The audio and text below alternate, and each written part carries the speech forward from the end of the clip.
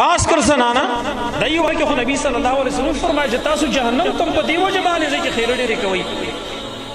تعجب خبردار تعجب چې دا زموږ خویندې دي، دا زموږ میندې دي په خپلو کورونو کې دوی د خپلو ماشومانو ته په کوم انداز باندې خیرې کوي.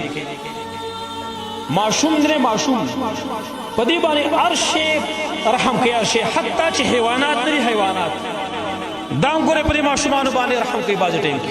خو دغه میندې دي یو طرف ته پې خفه کېږي بل طرف ته چې کله په غوسه کې راشي داسې خیرې ورته وکړي که نه چې دا خیرې څوک کافر ته هم نه کوي. خفه کېږي ونه به ټول کورونه په دې کې مبتلا دي. ګورئ سر به خپل نیوزو ټول هم دغه شانته وي.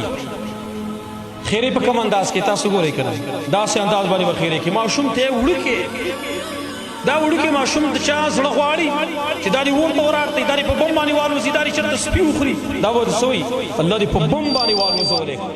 نو چې په بم باندې الوځېږي خو تا به مس الوځېږي بیا نو دا خو بل ځای کې نه خو ستا په خوا کې به یې که نه نو په بم خو بیا ته هم الوځېږي. الله دې په بم والوځوه، الله دې د زړه نه ژیړې روانې که، الله دې په سپو مات که. ته آخري ته حیران به شې ورته چې خپل ماشومان واړه واړه ګلونه هغوی ته داسې خیرې کولې. نو جهنم ته زنانه ځکه ځي چې دا خیرې کوي واړه واړه ماشومان دې ته چې خیرې کوي دا الله به نه خفه کېږي په دې باندې.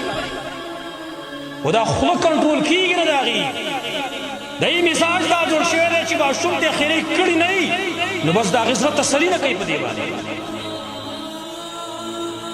ټیک د ورشه قار قور ورته وکړه ګزار که وکړه لیکن خیر څه مطلب د خیرو څه مطلب دی چې ته ورته خیرې کوي.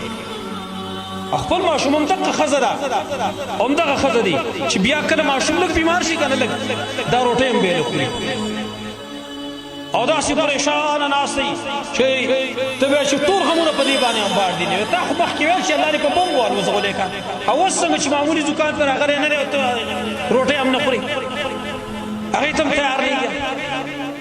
دا د دې و دورنګي هم ده ګورې دا د دې و دروغ هم دي چې یو طرف ته وایي په بم والوځي او الله دې لیونی که الله دې په سپو مات که او بل طرف ته بیا صحیح بیا به صحیح به شونډک راړتلی ماشوم بیمار دی هله زر کو ډاکټر لی ویسه دا د دې و دروغ هم دي.